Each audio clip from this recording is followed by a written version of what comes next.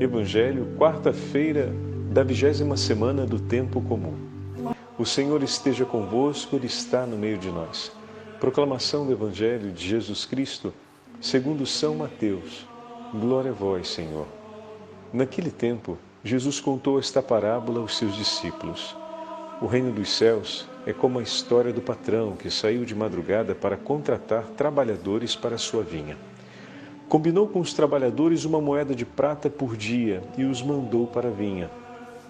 Às 9 horas da manhã, o patrão saiu de novo, viu outros que estavam na praça desocupados e lhes disse: Ide também vós para a minha vinha, e eu vos pagarei o que for justo.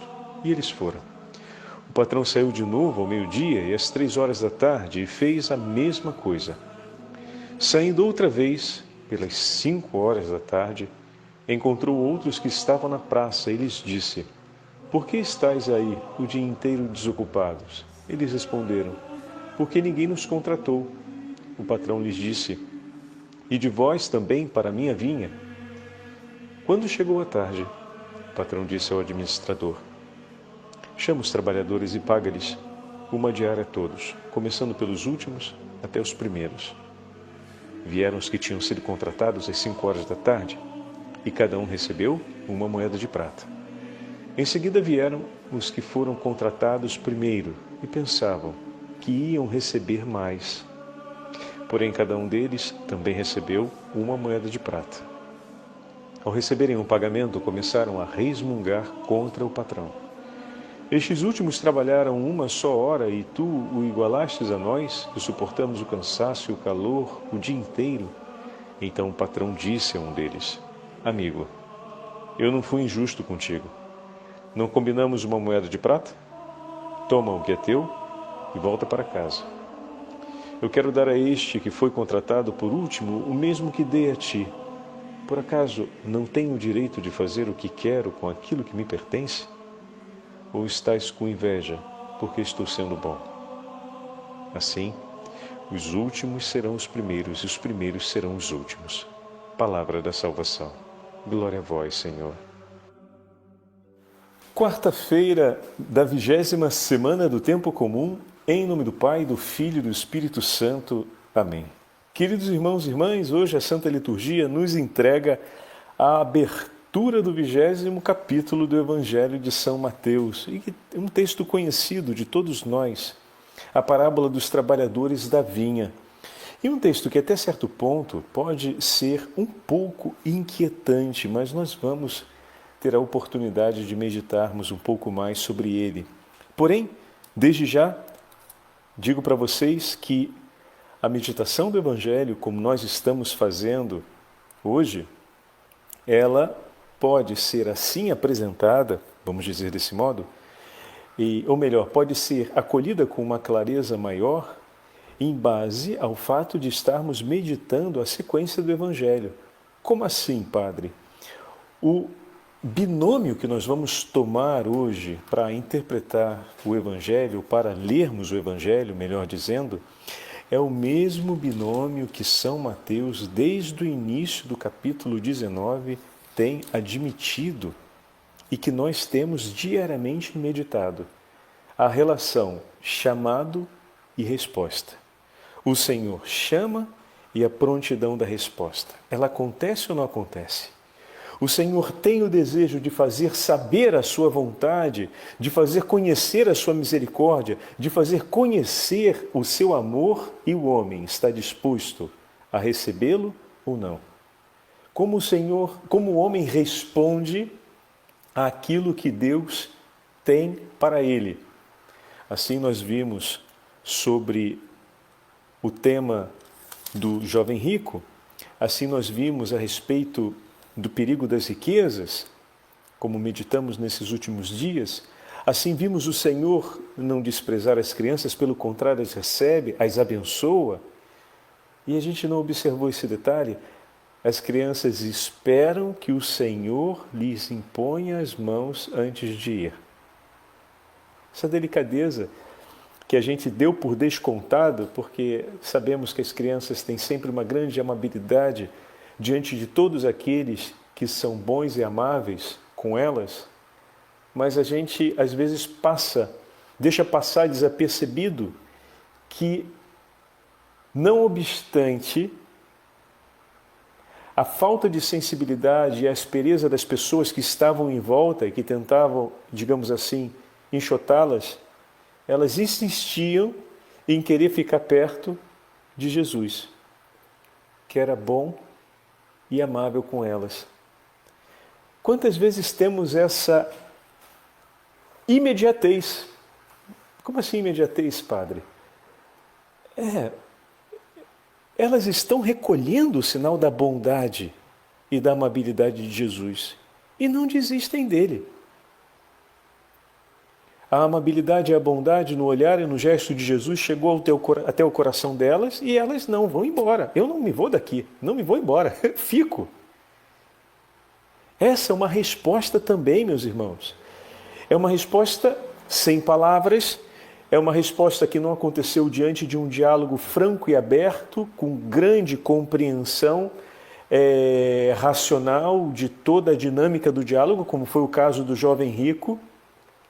Mas ali também tem um jogo claríssimo, só que passa desapercebido, porque parece que ao longo da vida a gente desaprende a linguagem física e a linguagem corporal, né? Não obstante, muitas vezes a gente ir na igreja e sentir uma paz interior tão grande enquanto reza sem palavras que vê a vontade de não querer ir embora. A gente entende isso, a gente tem sensibilidade para isso, mas é como se essa sensibilidade da linguagem corporal ela ficasse anestesiada.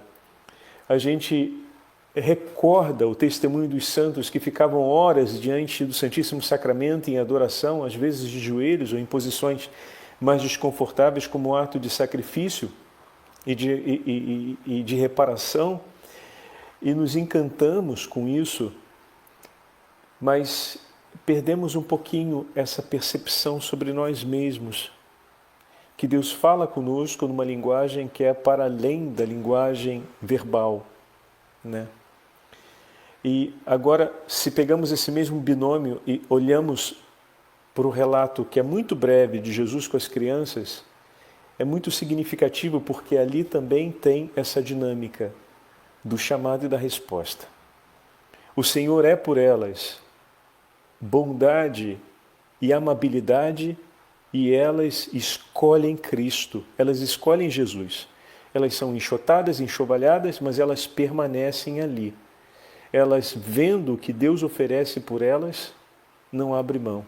Suportam até aqueles maus tratos, mas não suportam abrir mão daquilo que viram e receberam de Jesus. Vocês percebem? Estão recebendo o maltrato daqueles que estão em volta e estão recebendo também a amabilidade e o amor de Jesus. Elas não suportam abrir mão da amabilidade e da bondade de Jesus. Eu e vocês, muitas vezes, diante das situações da vida em que, amando a Cristo, temos que enfrentar, dizemos: eu não suporto mais esse superior me tratando assim, eu não suporto mais essa irmã me tratando assim, eu não suporto mais esse vigário episcopal me tratando assim, eu não suporto mais esse reitor me tratando assim, eu não me suporto mais esse patrão me tratando assim, eu não suporto mais esse meu pai, essa minha mãe, esse meu tio, essa minha tia, esse conhecido, essa pessoa me tratando desse jeito. E a gente geralmente coloca o peso sobre aquilo que nos leva muitas vezes a abandonar o que o Senhor nos oferece. O Senhor nos faz sentir e provar a amabilidade do seu olhar e o carinho do seu olhar no seio da nossa família, mas às vezes por causa dos maus tratos a gente diz que não suporta mais os maus tratos, na forma de falta de cordialidade, falta de cuidado mútuo, falta de até respeito no modo de falar. E dificilmente escolhemos a ideia eu não suporto não estar perto de Jesus nessa minha família. As crianças esperaram em Jesus e Jesus as chamou para junto de si, impôs as mãos, as abençoou. E o que aconteceu? Tudo aquilo que antes era ameaça e intimidação sumiu. Nos momentos em que as duas realidades acontecem na nossa vida, as contrariedades e ameaças, e ao mesmo tempo os sinais da amabilidade, da bondade, da bênção do Senhor, escolham essa segunda. E nós conseguiremos andar para além das primeiras. O Senhor nos chama para junto de si. Respondamos com prontidão e imediatez, indo para junto dele. E tudo aquilo que antes é ameaça e intimidação, passará, porque o Senhor é por nós. Se temos a sua bênção, estaremos em paz.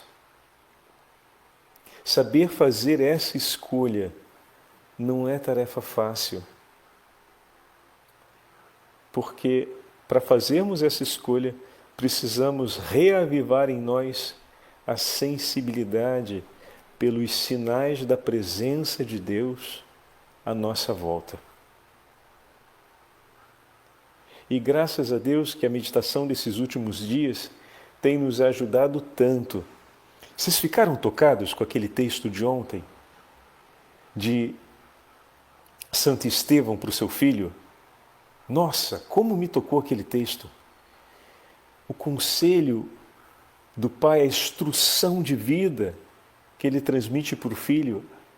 Ainda hoje, eu parava para pensar no texto e lembrava, inclusive, das frases e dos exemplos que ele citava para o filho. Agora, antes daquelas palavras estarem no texto, quanto dos gestos de amabilidade, bênção e amor desse pai, aquele filho não recolheu. Entendem? As palavras só servem para excitar no coração a memória do amor que os sentidos já testemunharam. Na forma como o pai era bondoso, amável e agia de maneira bem-aventurada em relação a seu filho. Então, não chegamos ao ponto de deixar um testemunho escrito, digamos assim, para os nossos filhos. Se queremos seguir Cristo, não chegamos ao ponto de deixar aos nossos filhos um testemunho escrito sem primeiro ter deixado um testemunho escrito com a vida, com os nossos gestos, com as nossas escolhas, com a nossa postura, com o nosso olhar, com o nosso abraço, com a nossa sensibilidade.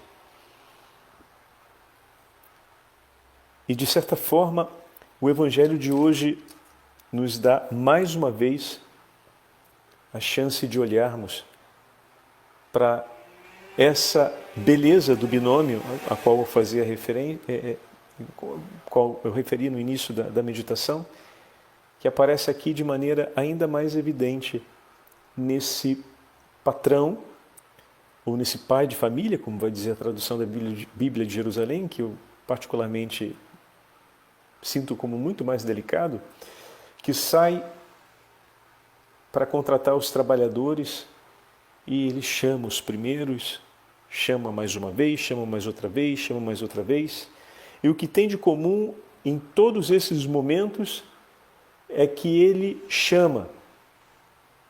E todos responderam, cada um ao seu tempo, mas todos responderam prontamente ao chamado. E a recompensa que quase sempre a gente vê relacionada ao quanto cada um fez, A recompensa, ela é medida sobre o dom e a entrega que faz o patrão. O patrão recompensa pela resposta, pela prontidão da resposta. Ontem viemos Pedro, digamos assim, confrontando Jesus com uma pergunta a respeito disso. Eles deram uma resposta, uma pronta resposta ao chamado do Senhor e deixaram tudo. E o Senhor fez uma promessa a Pedro, vocês lembram? E se voltamos um pouco mais atrás, vamos ver ainda o Senhor por mais de uma vez falar a respeito dessa prontidão da resposta. Percebam ainda pouco. Ao homem não é dada a possibilidade de salvar-se pelo seu próprio empenho. E nós falamos disso ontem. Por mais que possamos fazer, a salvação é um dom, é uma oferta gratuita de Deus. Nenhum sacrifício exclusivamente humano será capaz de reconciliar outra vez após uma ofensa cometida contra Deus. Só a misericórdia do Senhor, oferecida no sacrifício redentor de Cristo, pôde reconciliar outra vez o homem com Deus. A oferta do sacrifício, o próprio sacrifício, é o Filho de Deus. E herdarão o reino dos céus aqueles que professarem que Jesus Cristo é o Senhor, que guardando a sua palavra, seguirem os seus passos e cumprirem também como Ele a vontade do Pai. Então o preço da vida eterna está na prontidão da resposta. Ah, padre, isso significa que basta responder e está tudo certo? Não, não é exatamente assim, porque isso seria um pragmatismo vazio. Não se trata de uma pura e simples resposta marcada pelo desejo de ter algo que seja menos ruim do que eu poderia ter caso não respondesse. Não é dessa forma que respondemos ao amor de Deus. A correspondência ao amor de Deus, ela se dá através de uma compreensão da nossa condição, como já tivemos a chance de falar sobre isso, o reconhecimento da nossa condição, e o reconhecimento nos leva à possibilidade de reconhecer a grandeza de Deus, e diante dessa grandeza, vemos a sua misericórdia pela nossa pequenez, e a resposta não é outra coisa senão um ato de gratidão e de entrega a essa misericórdia. Deus olhou a nossa miséria e teve compaixão de nós. E no alto de sua onipotência e grandeza, se inclinou sobre nós e nos entregou a vida pelo sacrifício redentor de seu Filho. E dessa forma, nós nos tornamos outra vez participantes do reino dos céus. Que texto bonito aquele que ouvimos de Santo Afonso no dia da Assunção, quando Adão e Eva saúdam a Virgem Maria ao chegar no reino dos céus, dizendo: pela tua oferta generosa nos foi dada outra vez a vida que havíamos perdido por nós e por todo o gênero humano. E tu agora és a nossa rainha, porque pela tua oferta curastes a nossa ferida. Belíssimo, belíssimo. Então, a resposta ao Senhor é uma resposta marcada por um grande ato de gratidão a Deus, por tudo que Ele faz e fez por nós. E se a resposta ela é um ato de gratidão, tudo aquilo que vem não é outra coisa senão a expressão desse amor que retorna à sua fonte, desse amor que fecunda o nosso coração. Reconhecendo a misericórdia de Deus por nós e mergulhando nesse oceano de misericórdia, nos tornamos agora também testemunho e expressão dessa mesma misericórdia. Não é sem razão que São Paulo vai dizer que não vive mais, mas é Cristo que vive, pois amando e entregando-se totalmente ao Senhor e fazendo a vontade do Senhor, tendo Ele como única riqueza, que pegamos mais uma vez o texto de ontem, o seu viver agora é Cristo. Ele mergulha no oceano de misericórdia do Senhor e se o seu viver é Cristo, Paulo se torna farol e chama ardente da misericórdia de Deus no mundo. Olha que espetáculo! Então, na medida em que respondemos, tomamos parte na alegria desse Senhor. Não é sem razão que, ao retribuir... Bom, então antes de mais nada, quando o patrão chama e tira da desocupação, se nós pensarmos a resposta dos últimos, por que vocês estão aí sem fazer nada? Porque até agora ninguém nos chamou. Porque até agora ninguém nos deu a chance de uma alegria. Porque até agora ninguém nos deu um trabalho. Em outras palavras, porque até agora ninguém nos deu uma razão para viver. Porque até agora não temos ninguém por nós. E a partir do momento que o Senhor diz, então venham trabalhar, faltava 1 hora para terminar o serviço, mas com que alegria eles não foram. Às vezes a gente pode pensar, bom, foram para trabalhar 1 hora, quem sabe o que iriam receber, estavam completamente nas mãos desse Senhor, esse Senhor poderia dar a eles quase nada, mas eles não pensaram, e o texto não dá esse enfoque, no que poderiam receber. Se observarmos, nem é falado sobre isso nos últimos chamados no texto. Naqueles que foram chamados na metade do caminho, o Senhor diz que dará o que será justo. Aqueles que foram chamados na última hora, eles nem se preocupam em saber quanto vão receber, porque a alegria de ter recebido o chamado é tão grande que tudo que vem depois disso é gratidão. Entendem? É gratidão. Assim também nós somos chamados a termos a nossa relação de amor com o Senhor. Eu queria aproveitar para dividir com vocês agora esse breve texto de São João Crisóstomo, que nos fala a respeito do Evangelho de hoje. Ele faz um breve comentário em um dos seus sermões sobre o Evangelho de São Mateus, deixa o padre pegar aqui rapidinho, onde ele usa como referência a imagem do bom ladrão, que está crucificado com o Senhor. Né? Afinal, mais na última hora do que esse, não dá, né? Então vamos ver que maravilha, porque ele nos ajuda a mergulhar no testemunho de fé desse homem. Que fez o ladrão para receber em herança o paraíso, logo a seguir a sua cruz? Começa já por essa pergunta. O que fez ele por merecer? Não fez nada. Né?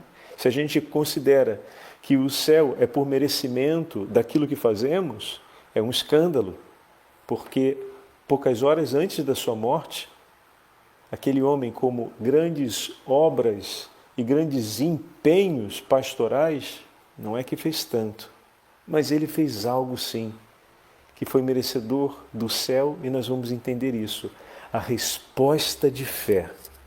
E aí voltamos ao mesmo binômio, chamado resposta. O ato de fé na resposta. Vamos lá. Enquanto Pedro negou a Cristo, o ladrão do alto da cruz deu testemunho dele. Não digo isso para denegrir Pedro, mas para pôr em evidência a grandeza de alma desse pobre homem, chamado ladrão. Aquele ladrão não deu a menor importância às pessoas que à sua volta o acusavam, vociferavam contra ele, cobriam-o de blasfêmias e de escárnios. Nem sequer teve conta com o estado miserável do crucificado que tinha diante de si, mas lançou sobre tudo isso um olhar cheio de fé. Viram aqui o exemplo das crianças que o padre citava ainda há pouco?